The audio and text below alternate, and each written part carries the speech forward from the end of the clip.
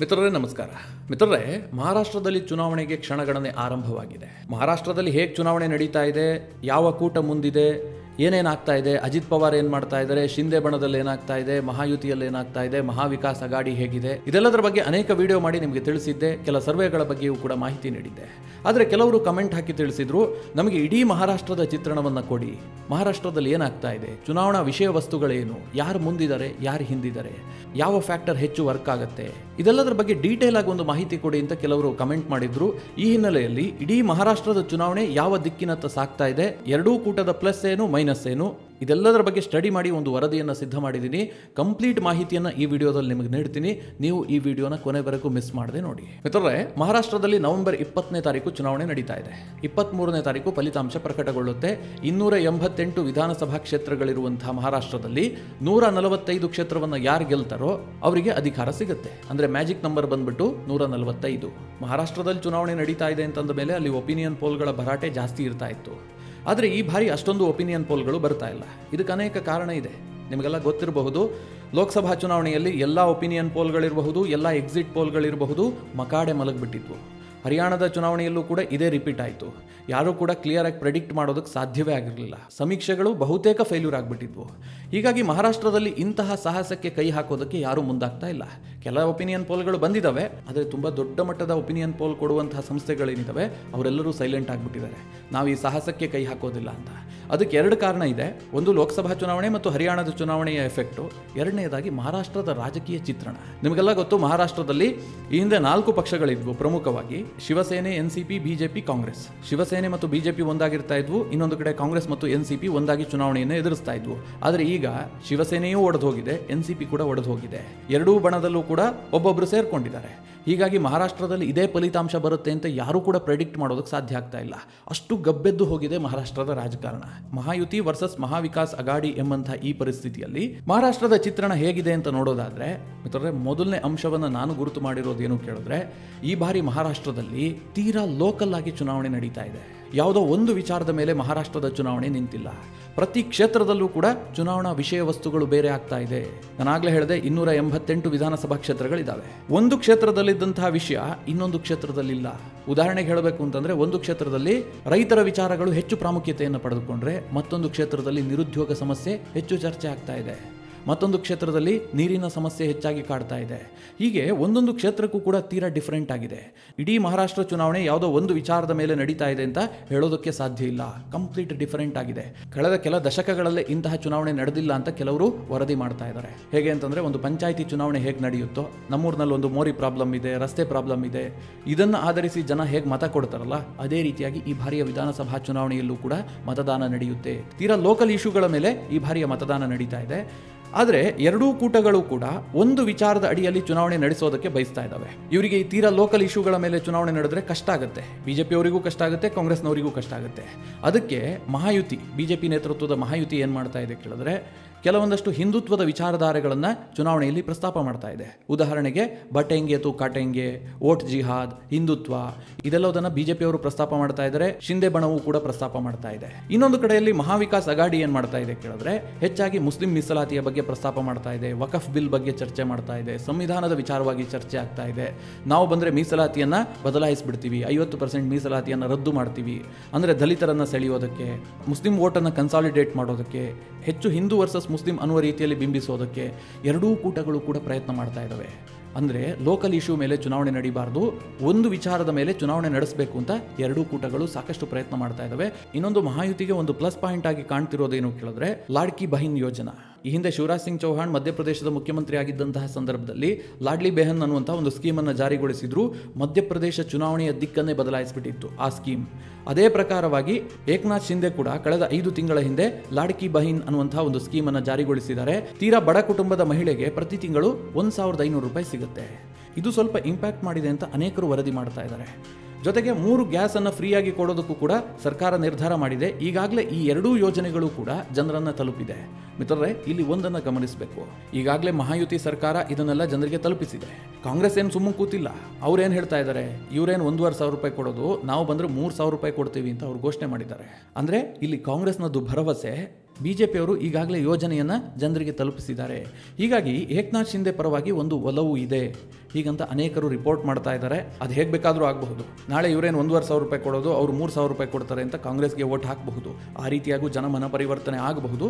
ಆದರೆ ಸದ್ಯಕ್ಕೆ ಮೇಲ್ನೋಟಕ್ಕೆ ನೋಡಿದ್ರೆ ಶಿಂದೆಯ ಪರವಾಗಿ ಮಹಿಳಾ ಮತದಾರರ ಒಲವಿದೆ ಅಂತ ಹೇಳಲಾಗ್ತಾ ಇದೆ. ಇನ್ನೊಂದು ಮಿತ್ರರೇ, ಇಡೀ ಮಹಾರಾಷ್ಟ್ರದಲ್ಲಿ ಬಹುತೇಕ ಭಾಗದಲ್ಲಿ ಚರ್ಚೆ ಆಗ್ತಾ ಇರುವಂತಹ ವಿಚಾರ ಫಾರ್ಮರ್ಸ್ ಪ್ರಾಬ್ಲಮ್, ರೈತರ ಸಮಸ್ಯೆಗಳು.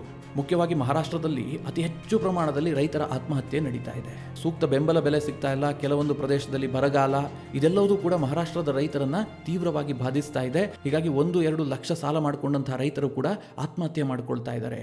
ಇದೇ ಕಾರಣದಿಂದ ರೈತರ ಪ್ರಾಬ್ಲಮ್ ಮಹಾರಾಷ್ಟ್ರ ಚುನಾವಣೆಯಲ್ಲಿ ದೊಡ್ಡ ಮಟ್ಟದಲ್ಲಿ ಸದ್ದು ಮಾಡ್ತಾ ಇದೆ. ಇಡೀ ಮಹಾರಾಷ್ಟ್ರದಲ್ಲಿ ಇದೆ ಅಂತಲ್ಲ, ಕೆಲವೊಂದು ಕ್ಷೇತ್ರಗಳಲ್ಲಿ ಇದು ತೀರಾ ಮೇಜರ್ ರೋಲ್ ಅನ್ನು ನಿಭಾಯಿಸುತ್ತೆ. ಇದೇ ಕಾರಣದಿಂದ ಮಹಾವಿಕಾಸ್ ಅಗಾಡಿ ಏನ್ ಮಾಡಿದೆ, ನಾವು ಅಧಿಕಾರಕ್ಕೆ ಬಂದ್ರೆ ಸಾಲ ಮನ್ನಾ ಮಾಡ್ತೀವಿ, ರೈತರ ಸಾಲವನ್ನು ಮನ್ನಾ ಮಾಡ್ತೀವಿ ಅಂತ ಅವರು ಘೋಷಣೆ ಮಾಡಿದ್ದಾರೆ. ಇದು ಕೆಲ ಕ್ಷೇತ್ರಗಳಲ್ಲಿ ಸ್ವಲ್ಪ ವರ್ಕೌಟ್ ಆಗುತ್ತೆ ಅಂತ ಹೇಳಲಾಗ್ತಾ ಇದೆ. ಅಂದ್ರೆ ಮಹಾವಿಕಾಸ್ ಅಗಾಡಿಗೆ ಪ್ಲಸ್ ಆಗಬಹುದು ಅಂತ. ಇನ್ನು ಮಹಾಯುತಿಗೆ ಒಂದು ವಿಚಾರ ಏನಾದರೂ ದೊಡ್ಡ ಮಟ್ಟದಲ್ಲಿ ಬೆನಿಫಿಟ್ ಆಗುತ್ತೆ ಕೇಳಿದ್ರೆ ಅದು ಮರಾಠಿ ಮೀಸಲಾತಿ ವಿಚಾರ ಸ್ವಲ್ಪ ಸೈಲೆಂಟ್ ಆಗಿರೋದು. ಹೌದು ಮಿತ್ರರೇ, ಲೋಕಸಭಾ ಚುನಾವಣೆಯಲ್ಲಿ ಮಹಾರಾಷ್ಟ್ರದಲ್ಲಿ ಬಿಜೆಪಿಗೆ ದೊಡ್ಡ ಆಘಾತ ಆಗಿತ್ತು. ಅವ್ರು ಅಂದುಕೊಂಡೇ ಇರಲಿಲ್ಲ ಮಹಾರಾಷ್ಟ್ರದಲ್ಲಿ ನಾವು ಇಷ್ಟೊಂದು ಕಳಪೆ ಸಾಧನೆ ಮಾಡ್ತೀವಿ ಅಂತ. ಅಷ್ಟರ ಮಟ್ಟಿಗೆ ಹೊಡೆತ ಕೊಟ್ಟಿತ್ತು. ಅದರಲ್ಲಿ ಮೇಜರ್ ರೋಲ್ ನಿಭಾಯಿಸಿದ್ದೇ ಮರಾಠ ಮೀಸಲಾತಿ ವಿವಾದ. ದೇವೇಂದ್ರ ಫಡ್ನವೀಸ್ರನ್ನ ಮರಾಠರ ವಿರೋಧಿ ಎನ್ನುವ ರೀತಿಯಲ್ಲಿ ಬಿಂಬಿಸಲಾಯಿತು, ಅವರನ್ನೊಬ್ಬ ವಿಲನ್ ರೀತಿಯಲ್ಲಿ ನೋಡಲಾಯಿತು. ಇದು ಚುನಾವಣೆ ಮೇಲೆ ಪರಿಣಾಮ ಬೀರಿತು. ಆದರೆ ಈ ಬಾರಿ ಮರಾಠ ಮೀಸಲಾತಿ ವಿವಾದ ಸ್ವಲ್ಪ ಹಿನ್ನೆಲೆಗೆ ಹೋಗ್ಬಿಟ್ಟಿದೆ. ಇದು ಮಹಾಯುತಿಗೆ ಸ್ವಲ್ಪ ಬೆನಿಫಿಟ್ ಆಗಬಹುದು ಅಂತ ಹೇಳಲಾಗ್ತಾ ಇದೆ. ಇನ್ನು ಈ ಬಾರಿಯ ಮಹಾರಾಷ್ಟ್ರ ಚುನಾವಣೆಯಲ್ಲಿ ದೊಡ್ಡ ಮಟ್ಟದ ಪ್ರಭಾವ ಬೀರುತ್ತೆ ಅಂತಂದ್ರೆ ಅದು ರೆಬಲ್ಗಳ ಸ್ಪರ್ಧೆ. ಹೌದು ಮಿತ್ರರೇ, ನಿಮಗೆ ನಾನು ಆಗಲೇ ಹೇಳಿದೆ, ಈ ಹಿಂದೆ ಮಹಾರಾಷ್ಟ್ರದಲ್ಲಿ 4 ಪ್ರಮುಖ ಪಕ್ಷಗಳಿದ್ವು: ಶಿವಸೇನೆ, NCP, ಕಾಂಗ್ರೆಸ್, ಬಿಜೆಪಿ. ಆದರೆ ಈ ಬಾರಿ ಏನಾಗಿದೆ, ಶಿವಸೇನೆ 2 ಆಗಿದೆ, NCP 2 ಆಗಿದೆ, ಒಟ್ಟು 6 ಪಕ್ಷಗಳು ನಿರ್ಮಾಣ ಆಗಿದ್ದಾವೆ. ಇವರ ನಡುವೆ ಸೀಟ್ ಶೇರಿಂಗ್ ಆಗಿದೆ. 2 ಕೂಟಗಳಾಗಿ ಇವರ ನಡುವೆ ಸೀಟ್ ಶೇರಿಂಗ್ ಆಗಿದೆ. ಇದರಿಂದ ಏನಾಗಿದೆ ಕೇಳಿದ್ರೆ ಕ್ಷೇತ್ರಗಳಲ್ಲಿ ಸಾಕಷ್ಟು ವ್ಯತ್ಯಾಸ ಆಗ್ಬಿಟ್ಟಿದೆ. ಈ ಹಿಂದೆ ಶಿವಸೇನೆ ಮತ್ತು ಬಿಜೆಪಿಯ ನಡುವೆ ಒಂದು ಒಪ್ಪಂದ ಇದ್ದೇ ಇರ್ತಾ ಇತ್ತು. ಮೊದಲೇ ಗೊತ್ತಿರ್ತಾ ಇತ್ತು ಇದಿಷ್ಟು ಕ್ಷೇತ್ರಗಳು ಶಿವಸೇನೆಗೆ ಹೋಗುತ್ತೆ, ಇಷ್ಟು ಕ್ಷೇತ್ರಗಳು ಬಿಜೆಪಿಗೆ ಬರುತ್ತೆ ಅಂತ. ಆದ್ರೆ ಈ ಬಾರಿ ಏನಾಗಿದೆ, 3 ಕಡೆ ಡಿವೈಡ್ ಆಗಿದೆ. ಇನ್ನೊಂದು ಕಡೆ NCP ಶಿವಸೇನೆಯ ಉದ್ಧವ್ ಠಾಕ್ರೆ ಬಣ, ಜೊತೆಗೆ ಕಾಂಗ್ರೆಸ್, ಈ ಮೂವರು ಕೂಡ 288 ಕ್ಷೇತ್ರವನ್ನು ಹಂಚಿಕೊಂಡಿದ್ದಾರೆ. ಕೆಲ ಸಣ್ಣ ಪುಟ್ಟ ಪಕ್ಷಗಳಿಗೆ ಸ್ವಲ್ಪ ಸೀಟ್ ಬಿಟ್ಟಿದ್ದಾರೆ, ಅದು ಬೇರೆ ಪ್ರಶ್ನೆ. ಆದರೂ ಕೂಡ ಈ ರೀತಿಯಾಗಿ ಸೀಟ್ ಶೇರಿಂಗ್ ಆಗಿರೋದ್ರಿಂದ ಬಹಳಷ್ಟು ಗೊಂದಲ ನಿರ್ಮಾಣ ಆಯಿತು. ಕೆಲ ಕ್ಷೇತ್ರಗಳಲ್ಲಿ ಆಕಾಂಕ್ಷಿಗಳಿಗೆ ಟಿಕೆಟ್ ತಪ್ಪಿತು. ಅವರು ರೆಬಲ್ ಆಗಿ ಸ್ಪರ್ಧೆ ಮಾಡಿದ್ದಾರೆ, ಸ್ವತಂತ್ರ ಅಭ್ಯರ್ಥಿಯಾಗಿ ನಾಮಿನೇಷನ್ ಮಾಡಿದ್ದಾರೆ. ಇದು ಈ ಬಾರಿಯ ಚುನಾವಣೆಯಲ್ಲಿ ದೊಡ್ಡ ಮಟ್ಟದ ಪ್ರಭಾವ ಬೀರುತ್ತೆ ಅಂತ ಕೆಲವರು ಹೇಳ್ತಾ ಇದ್ದಾರೆ. ಯಾಕೆ ಅಂತಂದ್ರೆ ಮಹಾರಾಷ್ಟ್ರದಲ್ಲಿ ಈ 2 ಕೂಟಗಳನ್ನು ವಿರೋಧಿಸುವಂತಹ ಜನ ದೊಡ್ಡ ಸಂಖ್ಯೆಯಲ್ಲಿದ್ದಾರೆ. ಅವರು ಈ ರೆಬಲ್ಗಳಿಗೆ ಮತ ಹಾಕುವಂಥ ಸಾಧ್ಯತೆಗಳಿರುತ್ತೆ. ಕೆಲ ಕ್ಷೇತ್ರಗಳಲ್ಲಿ ರೆಬಲ್ಗಳು ಸಿಕ್ಕಾಪಟ್ಟೆ ಸ್ಟ್ರಾಂಗ್ ಆಗಿದ್ದಾರೆ, ಅವರು ಗೆಲ್ಲುವಂತಹ ಸಾಧ್ಯತೆಗಳು ಕೂಡ ಇದೆ ಅಂತ ಅನೇಕರು ಅಭಿಪ್ರಾಯ ವ್ಯಕ್ತಪಡಿಸ್ತಾ ಇದ್ದಾರೆ. ಇನ್ನು ಮಹಾವಿಕಾಸ್ ಅಗಾಡಿಯ ದೊಡ್ಡ ಶಕ್ತಿಯಾಗಿ ಶರದ್ ಪವಾರ್ ಕಾಣ್ತಾ ಇದ್ದಾರೆ. ನಿಮಗೆಲ್ಲ ಗೊತ್ತು, ಲೋಕಸಭೆಯಲ್ಲಿ INDIA ಕೂಟಕ್ಕೆ ಮಹಾರಾಷ್ಟ್ರದಲ್ಲಿ ದೊಡ್ಡ ಯಶಸ್ಸು ಸಿಕ್ತು ಅಂತಂದ್ರೆ ಅದರಲ್ಲಿ ಶರದ್ ಪವಾರ್ ಅವರ ಪಾತ್ರವೂ ದೊಡ್ಡದಿದೆ, ಅವರ ಯೋಗದಾನವೂ ದೊಡ್ಡದಾಗಿದೆ. ಅವರ 84ರ ಈ ಇಳಿ ವಯಸ್ಸಿನಲ್ಲೂ ಕೂಡ ಅವರ ಪ್ರಚಾರಗಳಿರಬಹುದು, ಅವರ ತಂತ್ರಗಾರಿಕೆ ಇರಬಹುದು, ಎಲ್ಲವೂ ಕೂಡ ವರ್ಕೌಟ್ ಆಗ್ತಾ ಇದೆ. ಇದು ಮಹಾವಿಕಾಸ್ ಅಗಾಡಿಗೆ ದೊಡ್ಡ ಶಕ್ತಿಯನ್ನು ಕೊಟ್ಟಿದೆ. ಒಂದು ಹಂತದಲ್ಲಿ ಮಹಾವಿಕಾಸ್ ಅಗಾಡಿ ಒಡೆದು ಹೋಗ್ಬಿಡುತ್ತೆ. ಶಿವಸೇನೆಯ ಉದ್ಧವ್ ಠಾಕ್ರೆ ಬಣ ಸ್ವತಂತ್ರವಾಗಾದರೂ ಸ್ಪರ್ಧಿಸಬಹುದು, ಒಂದು ವೇಳೆ ಬಿಜೆಪಿ ಜೊತೆಗೆ ಹೋದ್ರೂ ಹೋಗಬಹುದು ಅನ್ನುವಂತಹ ವಾತಾವರಣ ನಿರ್ಮಾಣ ಆಗ್ಬಿಟ್ಟಿತ್ತು. ಆದರೆ ಶರದ್ ಪವಾರ್ ಎಲ್ಲವುದನ್ನು ಸರಿ ಮಾಡುವಲ್ಲಿ ಯಶಸ್ವಿಯಾಗಿದ್ದಾರೆ. ಸೀಟ್ ಶೇರಿಂಗ್ ವಿಚಾರದಲ್ಲೂ ಕೂಡ ಕಾಂಗ್ರೆಸ್ ಏನು ಗೊಂದಲವನ್ನು ಕ್ರಿಯೇಟ್ ಮಾಡಿತ್ತು ಅದನ್ನು ಸರಿ ಮಾಡುವಲ್ಲೂ ಕೂಡ ಶರದ್ ಪವಾರ್ ಅವರ ಪಾತ್ರ ಬಹಳ ದೊಡ್ಡದಾಗಿದೆ. ಇದು ಮಹಾವಿಕಾಸ್ ಅಗಾಡಿಗೆ ಒಂದು ದೊಡ್ಡ ಸ್ಟ್ರೆಂತ್. ಹಾಗೆ ಮಹಾಯುತಿಯಲ್ಲಿ ದೊಡ್ಡ ಸ್ಟ್ರೆಂತ್ ಯಾರು ಕೇಳಿದ್ರೆ ಅದು ಏಕನಾಥ್ ಶಿಂದೆ. ಮಿತ್ರರೇ, 3 ವರ್ಷದ ಹಿಂದೆ ಏಕನಾಥ್ ಶಿಂದೆ ದೊಡ್ಡ ಹೆಸರೇ ಅಲ್ಲ. ಈ ಹಿಂದೆ ಏಕನಾಥ್ ಶಿಂದೆ ಬಾಳಾ ಸಾಹೇಬ್ ಠಾಕ್ರೆ ನೆರಳಲ್ಲಿದ್ರು, ಆನಂತರ ಉದ್ಧವ್ ಠಾಕ್ರೆ ನೆರಳಿಗೆ ಬಂದರು. ಸ್ವತಂತ್ರವಾಗಿ ದೊಡ್ಡ ನಾಯಕನಾಗಿ ಏಕನಾಥ್ ಶಿಂದೆ ಹೊರಹೊಮ್ಮಿರಲಿಲ್ಲ. ಆದರೆ ಯಾವಾಗ ಬಿಜೆಪಿಯ ಜೊತೆಗೆ ಸೇರಿ ಸರ್ಕಾರವನ್ನು ರಚನೆ ಮಾಡಿದ್ರು, ಏಕನಾಥ್ ಶಿಂದೆ ಅವರ ಪಾಪ್ಯುಲಾರಿಟಿ ನಿರಂತರವಾಗಿ ಏರ್ತಾ ಇದೆ. ಬಹಳ ಪಾಪ್ಯುಲರ್ ಲೀಡರ್ ಆಗಿದ್ದಾರೆ. ಎಷ್ಟರ ಮಟ್ಟಿಗೆ ಕೇಳಿದ್ರೆ ಬಿಜೆಪಿ ಇದೇ ಕಾರಣಕ್ಕೋಸ್ಕರವಾಗಿ ಏಕನಾಥ್ ಶಿಂದೆಯನ್ನ ಮುಖ್ಯಮಂತ್ರಿ ಅಭ್ಯರ್ಥಿಯಾಗಿ ಘೋಷಣೆ ಮಾಡಿದ್ದು. ಇಲ್ಲದೆ ಹೋದರೆ ಸಣ್ಣದಾಗಿ ಯೋಚನೆ ಮಾಡಿ, ಬಿಜೆಪಿ 148 ಕ್ಷೇತ್ರದಲ್ಲಿ ಸ್ಪರ್ಧೆ ಮಾಡ್ತಾ ಇದೆ. ಅಂತಹ ಸಂದರ್ಭದಲ್ಲೂ ಕೂಡ ಬಿಜೆಪಿ ಏಕನಾಥ್ ಶಿಂದೆಯನ್ನ ಮುಖ್ಯಮಂತ್ರಿ ಅಭ್ಯರ್ಥಿಯಾಗಿ ಘೋಷಣೆ ಮಾಡಿದೆ. ಇದಕ್ಕೆ ಕಾರಣ ಏನು ಕೇಳಿದ್ರೆ ಬಿಜೆಪಿಯ ಮತದಾರರು ಕೂಡ ಏಕನಾಥ್ ಶಿಂದೆಯನ್ನ ಮುಖ್ಯಮಂತ್ರಿ ಅಭ್ಯರ್ಥಿ ಅಂತ ಒಪ್ಕೊಳ್ತಾ ಇದ್ದಾರೆ. ಅವರೊಬ್ಬ ಹಿಂದುತ್ವದ ನಾಯಕ, ಅವರಿಗೆ ಆ ಕೆಪಾಸಿಟಿ ಇದೆ, ಮುಖ್ಯಮಂತ್ರಿಯಾಗಿ ನಾವು ಅವರನ್ನೇ ನೋಡೋದಕ್ಕೆ ಇಷ್ಟಪಡ್ತೀವಿ ಅಂತ ಜನ ಕೂಡ ಹೇಳ್ತಾ ಇದ್ದಾರೆ. ಇದು ಮಹಾಯುತಿಯ ಸ್ಟ್ರೆಂತ್ ಅನ್ನು ಜಾಸ್ತಿ ಮಾಡಿದೆ. ದೇವೇಂದ್ರ ಫಡ್ನವೀಸ್ಗೆ ಮರಾಠಿಗರ ವಿರೋಧ ಇತ್ತು, ಜೊತೆಗೆ ಅವರು ಮುಂದುವರೆದ ಸಮುದಾಯದ ನಾಯಕ, ಇದು ಕೂಡ ಅವರ ನೆಗೆಟಿವ್ ಪಾಯಿಂಟ್ ಆಗಿತ್ತು. ಆದರೆ ಈಗ ಏಕನಾಥ್ ಶಿಂದೆ ಇದೆಲ್ಲದನ್ನು ಟೇಕ್ ಓವರ್ ಮಾಡಿದ್ದಾರೆ, ತುಂಬಾ ಪಾಪ್ಯುಲಾರಿಟಿಯನ್ನು ಹೊಂದಿದ್ದಾರೆ. ಇದೊಂದು ಮಹಾಯುತಿಗೆ ಬೆನಿಫಿಟ್ ಆಗುತ್ತೆ. ಅಂತಿಮವಾಗಿ ಯಾರು ಗೆಲ್ತಾರೆ ಈ ಪ್ರಶ್ನೆ ಪ್ರಶ್ನೆ ಬಂದಿದ್ದೆ ಆದರೆ ಕೆಲವೊಂದಷ್ಟು ವಿಚಾರಗಳು ತೀರಾ ಇಂಪಾರ್ಟೆಂಟ್ ರೋಲ್ ಅನ್ನು ನಿಭಾಯಿಸ್ತವೆ. ಮುಖ್ಯವಾಗಿ ಕಾಂಗ್ರೆಸ್ ವರ್ಸಸ್ ಬಿಜೆಪಿ. ಇದರಲ್ಲಿ ಯಾರು ಮೇಲುಗೈ ಸಾಧಿಸ್ತಾರೋ ಆ ಬಣ ಅಧಿಕಾರವನ್ನು ಹಿಡಿಯುವಂತ ಸಾಧ್ಯತೆ ಜಾಸ್ತಿ ಇರುತ್ತೆ. ಹೇಗೆ ಅಂತ ಹೇಳ್ತೀನಿ. ಇವತ್ತು ಮಹಾರಾಷ್ಟ್ರದಲ್ಲಿ 75 ಕ್ಷೇತ್ರದಲ್ಲಿ ನೇರವಾಗಿ ಕಾಂಗ್ರೆಸ್ ವರ್ಸಸ್ ಬಿಜೆಪಿ ಇದೆ. ಅವರಿಬ್ಬರ ನಡುವೆ ಹಣಾಹಣಿ ಇರುವಂತದ್ದು. ಇನ್ನು ಕೆಲ ಕ್ಷೇತ್ರಗಳಲ್ಲಿ ಉದ್ಧವ್ ಠಾಕ್ರೆ ವರ್ಸಸ್ ಶಿಂದೆ ಬಣ, ಕೆಲ ಏರಿಯಾಗಳಲ್ಲಿ ಬಿಜೆಪಿ ವರ್ಸಸ್ ಉದ್ಧವ್ ಠಾಕ್ರೆ, ಇನ್ನು ಕೆಲ ಕಡೆಗಳಲ್ಲಿ ಅಜಿತ್ ಪವಾರ್ ವರ್ಸಸ್ ಶರದ್ ಪವಾರ್. ಚಿಕ್ಕಪ್ಪನ ವಿರುದ್ಧ ಅಜಿತ್ ಪವಾರ್ ಏನ್ ಮಾಡ್ತಾರೆ ಎನ್ನುವಂಥದ್ದು ಬಹಳ ನಿರ್ಣಾಯಕ ಪಾತ್ರವನ್ನು ವಹಿಸುತ್ತೆ. ಇಲ್ಲಿ ಗಮನಿಸಬೇಕಾದ ಅಂಶ ಏನು ಕೇಳಿದ್ರೆ, ಮಹಾರಾಷ್ಟ್ರದಲ್ಲಿ ಈ ಬಾರಿಯೂ ಕೂಡ ಬಿಜೆಪಿ ನಂಬರ್ 1 ಪಾರ್ಟಿಯಾಗಿ ಹೊರಹೊಮ್ಮುತ್ತೆ. ಅದರಲ್ಲಿ ಯಾವುದೇ ಡೌಟ್ ಇಲ್ಲ. ಎಲ್ಲ ಚುನಾವಣಾ ಸಮೀಕ್ಷೆಗಳು ಕೂಡ ಇದನ್ನೇ ಪ್ರೆಡಿಕ್ಟ್ ಮಾಡ್ತಾ ಇದ್ದಾವೆ. ಅಲ್ಲಿ ಹೋದಂತಹ ಪತ್ರಕರ್ತರು ಕೂಡ ಇದನ್ನೇ ವರದಿ ಮಾಡ್ತಾ ಇದ್ದಾರೆ. ಯಾಕೆಂದರೆ ಬಿಜೆಪಿ 148 ಕ್ಷೇತ್ರದಲ್ಲಿ ಸ್ಪರ್ಧೆ ಮಾಡಿದೆ, ಕಾಂಗ್ರೆಸ್ 101 ಕ್ಷೇತ್ರದಲ್ಲಿ ಸ್ಪರ್ಧೆ ಮಾಡಿದೆ. ಸಹಜವಾಗಿ ಬಿಜೆಪಿ ಸಾಕಷ್ಟು ಮುಂದಿರುತ್ತೆ. ಆದರೆ ಅಧಿಕಾರ ಹಿಡಿಯೋದಕ್ಕೆ ಇಷ್ಟು ಸಾಕಾಗುತ್ತಾ? ಖಂಡಿತವಾಗ್ಲೂ ಇಲ್ಲ. ಅಧಿಕಾರವನ್ನು ಯಾರು ಹಿಡಿತಾರೆ ಅನ್ನೋದನ್ನು ಡಿಸೈಡ್ ಮಾಡುವಂಥದ್ದು ಶಿವಸೇನೆಯ ಶಿಂದೆ ಬಣ ಎಷ್ಟು ಗೆಲ್ಲುತ್ತೆ, ಉದ್ಧವ್ ಠಾಕ್ರೆ ಬಣ ಎಷ್ಟು ಗೆಲ್ಲುತ್ತೆ, ಇವರಿಬ್ಬರಲ್ಲಿ ಯಾರು ಮೇಲುಗೈ ಸಾಧಿಸ್ತಾರೆ ಅನ್ನೋದರ ಮೇಲೆ ಮಹಾಯುತಿ ಅಧಿಕಾರವನ್ನು ಹಿಡಿಯುತ್ತಾ, ಮಹಾವಿಕಾಸ್ ಅಘಾಡಿ ಅಧಿಕಾರವನ್ನು ಹಿಡಿಯುತ್ತಾ, ಇದು ಡಿಸೈಡ್ ಆಗುತ್ತೆ. ಯಾಕೆ ಗೊತ್ತಾ? ಅಜಿತ್ ಪವಾರ್ ಆಟಕ್ಕುಂಟು ಲೆಕ್ಕಕ್ಕಿಲ್ಲ. ಯಾಕಂದರೆ ಶರದ್ ಪವಾರ್ ಮೇಲುಗೈ ಸಾಧಿಸಿಯೇ ಸಾಧಿಸ್ತಾರೆ, ಅವರಿಗೆ ಹೆಚ್ಚು ಸೀಟ್ಗಳು ಬರುತ್ತೆ. ಅಜಿತ್ ಪವಾರ್ ಕಡಿಮೆ ಸೀಟನ್ನು ತೆಗೆದುಕೊಳ್ತಾರೆ. ಯಾಕೆಂದರೆ ಅವ್ರ ಬಗ್ಗೆ ಸಾಕಷ್ಟು ನೆಗೆಟಿವ್ ಇದೆ. ಬಿಜೆಪಿ ಅವರು ಅವರನ್ನು ಒಪ್ಕೊಳ್ತಾ ಇಲ್ಲ, ಏಕನಾಥ್ ಶಿಂದೆ ಬಣವೂ ಒಪ್ಕೊಳ್ತಾ ಇಲ್ಲ. ಇನ್ನೊಂದು ಕಡೆ ಮತದಾರರಲ್ಲೂ ಕೂಡ ಅವರ ಪರವಾದಂತಹ ಒಲವಿಲ್ಲ. ಹೀಗಾಗಿ ಅಜಿತ್ ಪವಾರ್ ಕೊನೆಯ ಸ್ಥಾನಕ್ಕೆ ಹೋಗ್ತಾರೆ. ನಂಬರ್ 1 ನಲ್ಲಿ ಬಿಜೆಪಿ ಇದ್ರೆ ನಂಬರ್ 2 ನಲ್ಲಿ ಕಾಂಗ್ರೆಸ್ ಇರುತ್ತೆ. ನಂಬರ್ 3 ಯಾರು ಅನ್ನೋದು ಅಧಿಕಾರವನ್ನು ಯಾರು ಹಿಡಿತಾರೆ ಅನ್ನೋದನ್ನ ಡಿಸೈಡ್ ಮಾಡುತ್ತೆ. ಇದರ ಜೊತೆಗೆ ಮಹಾರಾಷ್ಟ್ರದಲ್ಲಿ ಎಲ್ಲಾ ಮೈನಸ್ಗಳ ನಡುವೆ ಬಿಜೆಪಿಗೆ ಒಂದು ದೊಡ್ಡ ಪ್ಲಸ್ ಆಗಿದ್ರೆ ಅಥವಾ ಮಹಾಯುತಿಗೆ ಒಂದು ದೊಡ್ಡ ಪ್ಲಸ್ ಆಗಿದ್ರೆ ಅದು RSS. ಲೋಕಸಭಾ ಚುನಾವಣೆಯಲ್ಲಿ RSS ಕಂಪ್ಲೀಟ್ ಸೈಲೆಂಟ್ ಆಗಿಬಿಟ್ಟಿತ್ತು. ಮಹಾರಾಷ್ಟ್ರದಲ್ಲಿ ಸಾಕಷ್ಟು ಬೇಸರಗೊಂಡಿತ್ತು. ಅದು ಅಜಿತ್ ಪವಾರ್ ಅವರನ್ನ ಮಹಾಯುತಿಗೆ ಕರೆದುಕೊಂಡು ಬಂದಿದ್ದಿರಬಹುದು, ಚುನಾವಣೆಯನ್ನು ಬಿಜೆಪಿ ಎದುರಿಸಿದ ರೀತಿ ಇರಬಹುದು, ಒನ್ ಮ್ಯಾನ್ ಆರ್ಮಿಯ ರೀತಿಯಲ್ಲಿ ಬಿಜೆಪಿಯನ್ನು ಬಿಂಬಿಸಿದ್ದಿರಬಹುದು.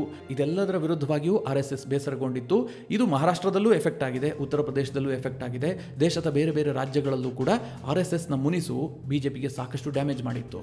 ಆದರೆ ಈ ಬಾರಿ ಏನಾಗ್ತಾ ಇದೆ ಗೊತ್ತಾ? RSS ಫುಲ್ ಆಕ್ಟಿವ್ ಆಗಿದೆ, ತುಂಬಾ ಸೈಲೆಂಟ್ ಆಗಿ ಕೆಲಸ ಮಾಡ್ತಾ ಇದೆ. ಒಂದು ಮೀಡಿಯಾದ ವರದಿಯ ಪ್ರಕಾರ RSS ಎಷ್ಟರ ಮಟ್ಟಿಗೆ ಕೆಲಸ ಮಾಡ್ತಾ ಇದೆ ಕೇಳಿದ್ರೆ, ಮಹಾರಾಷ್ಟ್ರದಲ್ಲಿ ಈಗಾಗಲೇ ಸಣ್ಣ ಮಟ್ಟದ 50,000 ಸಭೆಗಳನ್ನು ಅವರು ನಡೆಸಿದ್ದಾರೆ. ಸಭೆಗಳು ಅಂತಂದ್ರೆ ಒಂದೊಂದು ಹಳ್ಳಿಯಲ್ಲೂ ಒಂದೊಂದು ಸಭೆ, ಚಿಕ್ಕ ಚಿಕ್ಕ ಸಭೆ, 10-20 ಜನ ಸೇರ್ಕೊಂಡು ಒಂದು ಸಭೆ ಮಾಡುವಂಥದ್ದು, ಮನೆ ಮನೆಗೆ ಹೋಗುವಂಥದ್ದು, ವೋಟರ್ಸ್ಗಳಿಗೆ ಜಾಗೃತಿಯನ್ನು ಮೂಡಿಸುವಂಥದ್ದು. ಮುಖ್ಯವಾಗಿ RSS ಪ್ರತಿಪಾದಿಸ್ತಾ ಇರುವಂಥದ್ದು ಒಗ್ಗಟ್ಟು. ನಾವು ಒಗ್ಗಟ್ಟಾಗಿ ಮತದಾನವನ್ನು ಮಾಡಿದ್ದೆ ಆದರೆ ಉಳ್ಕೊಳ್ತೀವಿ. ಯೋಗಿ ಹೇಳ್ತಾ ಇದ್ದಾರಲ್ಲ, ಬಟೆಂಗೆ ತು ಕಟೆಂಗೆ, ಅದನ್ನು RSS ಮನೆ ಮನೆಗೆ ತಲುಪಿಸ್ತಾ ಇದೆ. ಇದು ದೊಡ್ಡ ಮಟ್ಟದಲ್ಲಿ ಪ್ರಭಾವವನ್ನು ಬೀರುತ್ತೆ. ಹರಿಯಾಣದಲ್ಲೂ ಕೂಡ ಇದು ವರ್ಕೌಟ್ ಆಗಿತ್ತು. ಹರಿಯಾಣದಲ್ಲಿ RSS ಸರಿಸುಮಾರು 16,000 ಸಣ್ಣ ಸಭೆಗಳನ್ನು ನಡೆಸಿತ್ತು ಅಂತ ವರದಿಯಾಗಿತ್ತು. ಅಷ್ಟರ ಮಟ್ಟಿಗೆ ಹರಿಯಾಣದಲ್ಲಿ ಗ್ರೌಂಡ್ ವರ್ಕ್ ಅನ್ನು RSS ಮಾಡಿತ್ತು ಅಂತ. ಈಗ ಮಹಾರಾಷ್ಟ್ರದಲ್ಲೂ ಕೂಡ ಇದು ಇನ್ನಷ್ಟು ಹೆಚ್ಚಾಗಿದೆ. ಯಾಕಂದ್ರೆ ಮಹಾರಾಷ್ಟ್ರ RSSನ ಹೋಮ್ ಗ್ರೌಂಡ್. ತುಂಬಾ ಶಕ್ತಿಯನ್ನು ಹೊಂದಿದೆ ಮಹಾರಾಷ್ಟ್ರದಲ್ಲಿ RSS. ಹೀಗಾಗಿ ಬಿಜೆಪಿಗೂ ಕೂಡ ಇದೊಂದು ಆತ್ಮವಿಶ್ವಾಸವನ್ನು ತಂದಿದೆ. ಈ ಬಾರಿ ನಮ್ಮ ಜೊತೆಗೆ RSS ಇದೆ, ನಾವು ಗೆಲ್ತೀವಿ ಅನ್ನುವಂಥ ವಿಶ್ವಾಸದಲ್ಲಿ ಬಿಜೆಪಿ ಇದೆ. ಆದರೆ ಮಿತ್ರರೇ, ಸುದೀರ್ಘವಾಗಿ ಆಡಳಿತದಲ್ಲಿರುವಂತಹ ಬಿಜೆಪಿಗೆ ಆಡಳಿತ ವಿರೋಧಿ ಅಲೆ ಇದೆ. ಇದು ಕೂಡ ಸ್ವಲ್ಪ ಮಟ್ಟಿಗೆ ಡ್ಯಾಮೇಜ್ ಮಾಡಿಯೇ ಮಾಡುತ್ತೆ. ಜೊತೆಗೆ ಇತ್ತೀಚೆಗೆ ನಡೆದಂತಹ ಲೋಕಸಭಾ ಚುನಾವಣೆಯಲ್ಲೂ ಕೂಡ ಮಹಾಯುತಿಗೆ ದೊಡ್ಡ ಆಘಾತ ಆಗಿತ್ತು. ಇದೆರಡೂ ಕೂಡ ಬಿಜೆಪಿಗೆ ಸ್ವಲ್ಪ ನೆಗೆಟಿವ್. ಆದರೆ ಮಹಾವಿಕಾಸ್ ಅಘಾಡಿಗೆ ಸಿಎಂ ಫೇಸ್ ಇಲ್ಲ. ಯಾರು ಸಿಎಂ ಅನ್ನೋದ್ರ ಬಗ್ಗೆ ಬಹಳಷ್ಟು ಗೊಂದಲ ಇದೆ. ಉದ್ಧವ್ ಠಾಕ್ರೆಯನ್ನ ಮಾಡೋದಕ್ಕೆ ಶರದ್ ಪವಾರ್ ಒಪ್ಕೊಳ್ತಾರಾ ಇಲ್ವಾ ಅನ್ನೋದ್ರ ಬಗ್ಗೆ ಈಗಲೂ ಕೂಡ ಡೌಟ್ ಇದೆ. ಮೇಲ್ನೋಟಕ್ಕೆ ಒಪ್ಕೊಂಡಂತೆ ಕಂಡ್ರೂ ಕೂಡ ಕೊನೆಯ ಹಂತದಲ್ಲಿ ಶರದ್ ಪವಾರ್ ಏನಾದರೂ ಗೇಮ್ ಚೇಂಜ್ ಮಾಡಬಹುದು. ಈ ಒಂದು ಆತಂಕ ಉದ್ಧವ್ ಠಾಕ್ರೆ ಬಣಕ್ಕಿದೆ. ಯಾಕಂದ್ರೆ ಶರದ್ ಪವಾರ್ಗೆ ತನ್ನ ಮಗಳಾದಂತಹ ಸುಪ್ರಿಯಾ ಸುಲೆಯನ್ನ ಮುಖ್ಯಮಂತ್ರಿ ಮಾಡಬೇಕು ಅನ್ನುವಂತಹ ಒಂದು ಇಚ್ಛೆ ಇದ್ದೇ ಇದೆ. ಕಾಂಗ್ರೆಸ್ ಏನ್ ಹೇಳ್ತಾ ಇದೆ, ನಾವು ಅತಿ ಹೆಚ್ಚು ಸೀಟನ್ನು ಗೆದ್ರೆ ನಾವೇ ಮುಖ್ಯಮಂತ್ರಿ ಆಗಬೇಕು ಅನ್ನುವಂತಹ ಭಾವನೆ ಕಾಂಗ್ರೆಸ್ಗೆ ಬಂದಿದೆ. ಕೆಲ ಕಾಂಗ್ರೆಸ್ನ ನಾಯಕರ ಹಾವಭಾವ ಅದೇ ರೀತಿಯಲ್ಲಿದೆ. ಇದು ಕೂಡ ಸ್ವಲ್ಪ ನೆಗೆಟಿವ್ ಆಗುವಂತಹ ಚಾನ್ಸಸ್ಗಳಿದೆ. ಮಿತ್ರರೇ, ಓವರ್ ಆಲ್ ಆಗಿ ಚುನಾವಣೆಯಲ್ಲಿ ಏನು ಫಲಿತಾಂಶ ಬರಬಹುದು, ಮಹಾವಿಕಾಸ್ ಅಘಾಡಿ ಬರುತ್ತಾ, ಮಹಾಯುತಿ ಬರುತ್ತಾ ನೋಡೋದಾದ್ರೆ, ನನ್ನ ಓನ್ ಅನಾಲಿಸಿಸ್ ಪ್ರಕಾರ ಇಬ್ಬರಿಗೂ ಬಹುಮತ ಬರುವಂತಹ ಚಾನ್ಸಸ್ ಬಹಳ ಕಡಿಮೆ ಇದೆ.